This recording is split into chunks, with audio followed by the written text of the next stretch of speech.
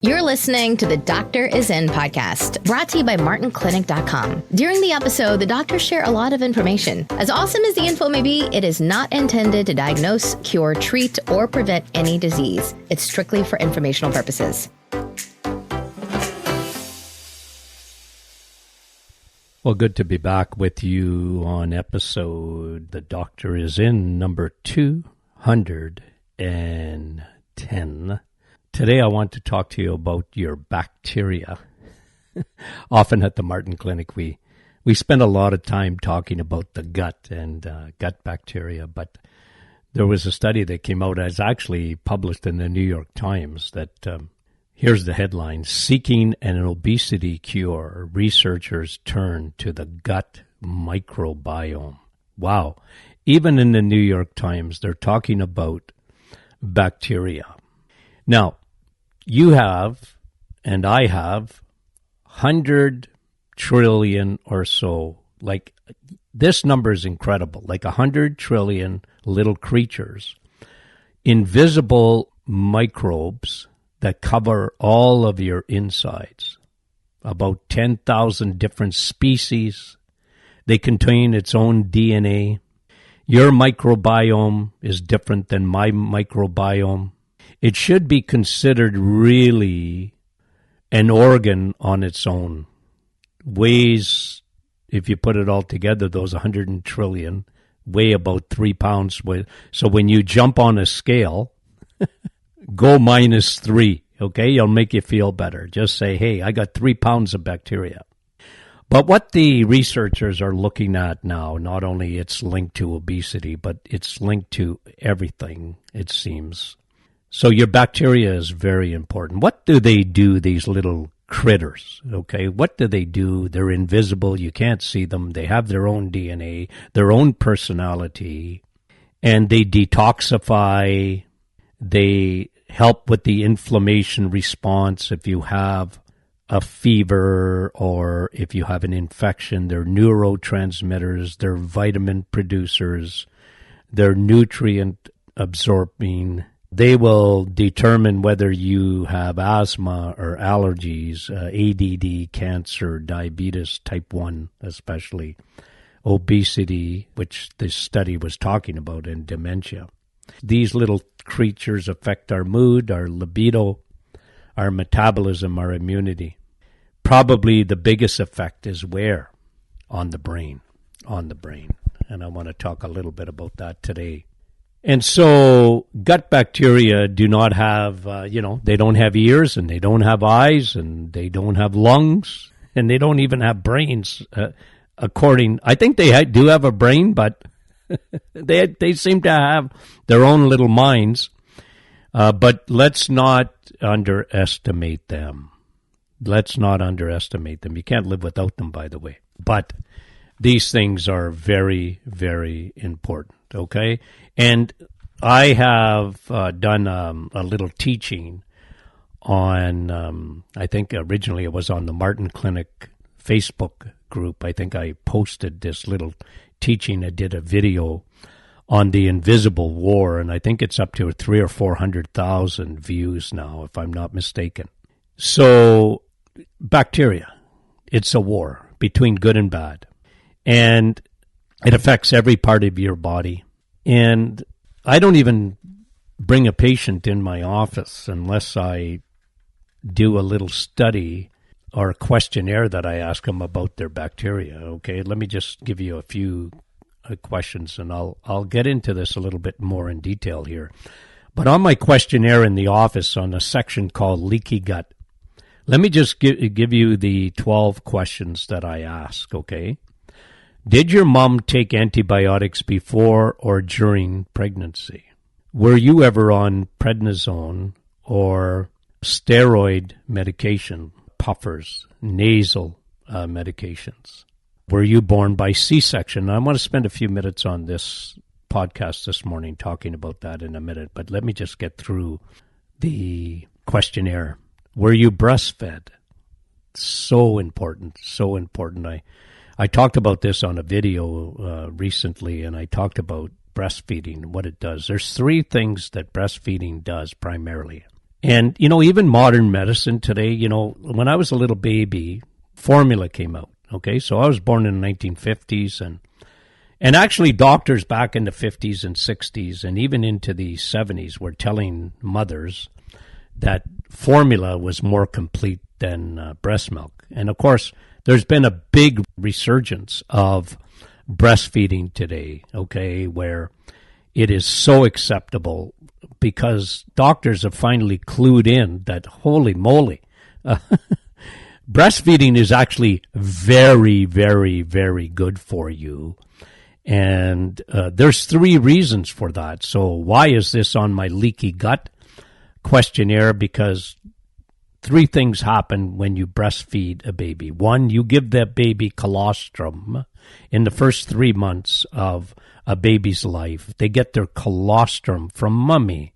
Colostrum is essential for building the baby's immune system. Secondly, they get lactoferrin. Breast milk has 15% lactoferrin, and lactoferrin is essential for a baby. It develops their immunity. It gives them, lactoferrin would be like a prebiotic, an FOS, fructooligsaccharide, that would actually feed good bacteria. So their microbiome is changed for the best and through breastfeeding because of lactoferrin. And then just on baby breastfeeding from mommy's nipple and breast, they get good bacteria right from the breast itself. And so that's what happens to baby when they're breastfed. So this is a question on the questionnaire because I'm trying to determine whether someone is more susceptible to leaky gut. And I asked the question, were you breastfed? Did you suffer from frequent ear, nose, throat infections as a child? Did you have your tonsils removed? Big, big factor in disease down the road if you were on frequent antibiotics as children. You know that banana tasting? It sure it tastes pretty good for a drug, right? Problem is it's stripped away all the good bacteria. Were you on acid-blocking drugs, or are you on acid-blocking drugs? The purple pill, right? One of the leading selling medications. It's over the counter now. You don't even need a prescription for it. And it kills your friendly bacteria. And what it does, too, it allows, when you don't have enough acidity in your stomach, the problem when you have acid reflux is not because you're making too much acid. It's because you don't have enough acid in your stomach, so your proton pumps in your stomach start making more of it. And the problem with that, it goes up the esophagus and you feel that burning. And then you try and suppress it with medication. And really, I understand why a person does it because it can be so uncomfortable, but you got to just understand when you are lowering the acidity in the stomach, one of the biggest things is that bacteria like H. pylori or SIBO bacteria, whatever, they can get now, and even fungus that comes from your mouth, yeast, can get into your gut because you don't have enough acidity. And then these things can take over your gut and come back into your bloodstream through what we call leaky gut. Do you have food allergies? I always ask about that. Do you have food intolerances? What is it they're saying now? 70% of the population have some type of dairy allergy? Lactose intolerant?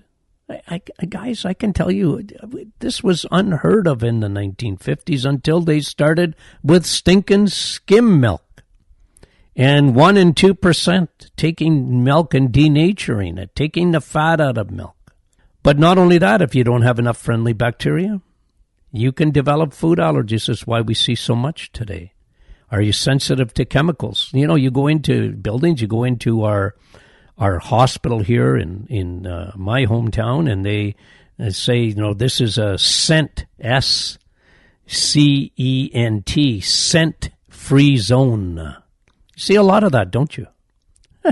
Well, again, I'm old enough to tell you that I never even heard of that as a kid, that somebody had sensitivity to chemicals. And, well, look at peanut allergies today. People die. You can't bring peanut butter to school anymore. I don't think I'd go to school if I couldn't have peanut butter. I love peanut butter. Okay, it's one of my go-tos. I love it. I love my coffee in the morning and peanut butter and natural peanut. I just love it. I love the taste of it. I take my supplements with my peanut butter. It's an excuse for me to have peanut butter. Have you gained more than, this is part of the questionnaire too. Another question was, have you gained more than 20 pounds in the last several years? That can be due to your gut bacteria. This is exactly what the researchers in the New York Times were looking for. If people were gaining weight and they're noticing that their microbiome is different. IBS, do you have suffer from constipation or IBS? And again, these are often things that happen with leaky gut. You can have leaky gut and be silent and have no gut issues at all. You can have other things, but you might not have any digestive issues at all and have leaky gut. So leaky gut doesn't mean IBS. It really doesn't. A lot of people mistake that because you can have leaky gut and leaky brain. Your symptoms might be, as the 12th thing I talked about here, is depression. So I ask people, have you suffered from depression? And they go, like, what's that got to do with leaky gut? Well, you have more hormones, your dopamine and your glutamate and your serotonin and your GABA. You have more of those hormones in your gut. 80% of your serotonin is in your gut. Well, what happens if your microbiome has been disrupted? What happens if that ecosystem inside your body has been disrupted?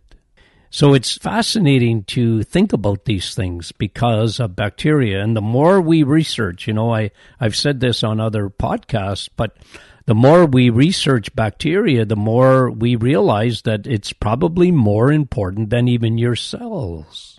They are in charge of your health. Now, what connects your brain to the brain stem to your abdomen? The population of gut bacteria directly affects the stimulation and function of the vagus nerve. Not Las Vegas, but your vagus 10th cranial nerve. It's your enteric nervous system, the one that is intrinsic to the GI. Neurons in the gut. Neurons in the gut. They're so numerous. Your gut is called the second brain. Chronic stress. And I asked this question too. Are you been under chronic stress? What does that do? It creates inflammatory, what we call cytokines or cytokines. Chronic inflammation, run amok. Inflammation is not Houdini. I love when Tony Jr. tells me that. It's not Houdini, Dad. You just don't get inflammation. But chronic stress from high levels of cortisol can create inflammation. And inflammation run amok can give you an autoimmune disorder. And the gut has its own immune system. And so your gut bacteria really are your body's first responders. If you have an increase in bad bacteria, you release more stress hormones, so you got a vicious cycle. And you release more inflammatory cytokines. Incredible. Okay? So let me just talk for a minute here about a baby not going through the birth canal. Again, this is almost like a new phenomenon, C-sections in Ontario here, and I think it might have been a Canada-wide. I know from the Ontario Medical Association and probably the Canadian Medical Association, this edict came out about 5 years ago, where they were questioning the gynecologist and even I call baby doctors, doctors that deliver babies today. And they were telling them to try and really cut back on C-sections because they were doing them routinely. A mother was given the option during pregnancy whether to have a C-section or have a natural birth. And they really tried to discourage that. About 5 years ago, I think, I remember reading all about it, and it actually made some headlines. But I don't know if that sort of changed the thinking of doctors, actually giving mummies the option. Now, C-sections can save a mommy's life and save the baby's life. So please don't take this, ladies, the wrong way, because I'm all for modern medicine. If you need a C-section, hey, it can save your life. I'm 100% for it if it's necessary. But listen, just understand what I'm going to talk to you about in giving birth by C-section. And then if you give birth by C-section, just understand this. We talked about, it's part of my questionnaire, but you are going to be given antibiotics because you're going to go through surgery, right? And you're going to, now today their surgery is so much better than it used to be. But again, you still need antibiotics. So the baby gets a double whammy. It does not go through the birth canal. It does not pick up the bacteria from the fecal matter, from the mucus from mommy going through that birth canal. And, the baby is not getting the lactobacillus, especially. And this is why there's so much staph infection, because lactobacillus, a strain of good bacteria, is really, really good at fighting staph, which can be a very deadly infection. These superbugs that are in the hospital today, by the way, is one of the reasons we're overusing antibiotics, and these bugs develop their own personality and their own resistance, and they become very resistant to antibiotics, okay? But let me just give you some stats here that on C-section babies. Double whammo, remember, because those babies are getting the antibiotic and they're not getting the good bacteria from the mummy's canal. So C-section, this is incredible. If the baby has been C-sectioned, they are 5 times more likely to develop allergies, 5 times more likely to develop childhood cancers, 5 times more likely to be asthmatic, 5 times more likely to suffer from ADD in their childhood, 70% more likely to develop type 1 autoimmune diabetes, 50% more likely to be obese later on in life, 50%, and 80% increase in their likelihood of getting celiac disease. And last but not least, 50% more likely to be autistic. This is incredible, guys. This is incredible. And, at the Martin Clinic, and you can go back to previous podcasts, I've said this before, and I say it again, and I say it with great certainty, because people try to, nail me down on vaccines, okay? And I stay away from that because I think that autism is a disease of leaky gut, leaky brain for baby.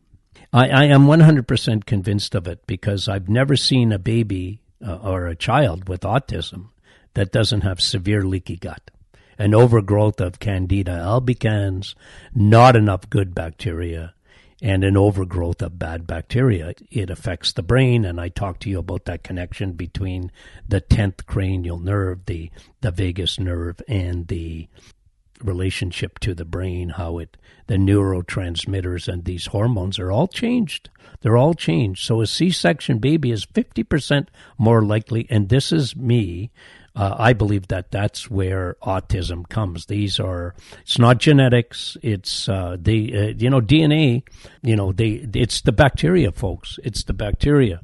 And so when I was a kid, and just on vaccines, we got kids in the 1950s would have 2 vaccines, and today they have, I think it's 69 by the time they're 2 years old. But I don't, that might be the straw that breaks the camel's back, but I don't think so. I think these are related to bacteria. And the overuse today of antibiotics and C-sections, and there's a huge, huge link between your bacteria, in my opinion, and autism. So, yes, and there's chemicals, and we have all sorts of different, chemicals that I mentioned about 85,000 new chemicals today that are been created since World War II, and the vast majority of those chemicals, we are surrounded by them every day. You'd have to leave the planet not to be surrounded by these things. And, you have stress, I talked about it, and the over clean environment. I think North Americans make a big mistake when they over clean, and they use all these chemical cleaners to strip away bacteria. Go out in the dirt, get in your garden, and get in the muck, and get those bacteria all over you, because they're actually quite good for you. And the chemicals like chlorine, and I understand that today, and they kill your friendly bacteria. And then there's a lack of nutrients too, of course, in childhood issues. Today I see a big problem in a lack of absorption. And if your good bacteria isn't good enough, you are going to have trouble even absorbing, like a molecular structured, very large structured vitamin like B12. It's a finicky vitamin on the best of days.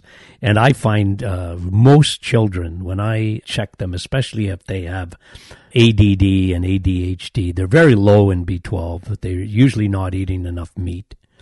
And this can be a big factor too. And so they get the lack of nutrients. They're very low in vitamin D. You know how I love vitamin D and the sunshine vitamin. And, you only get vitamin D in your food if you're eating animal products like eggs, meat, and cheese. And you know what? People are avoiding those things today because they still believe the lie about they're into the meatless craze. Is it Oprah who is saying, let's have one, she's trying to compromise a little bit, and let's have one vegan or vegetarian meal a day, trying to get people away from meat. Well, I tell you, folks, I know the whole world is sort of going a little silly, in my opinion, on these things, and let's get the meat out of your diet. The poor cows, cows are the mafia today, let's get rid of them.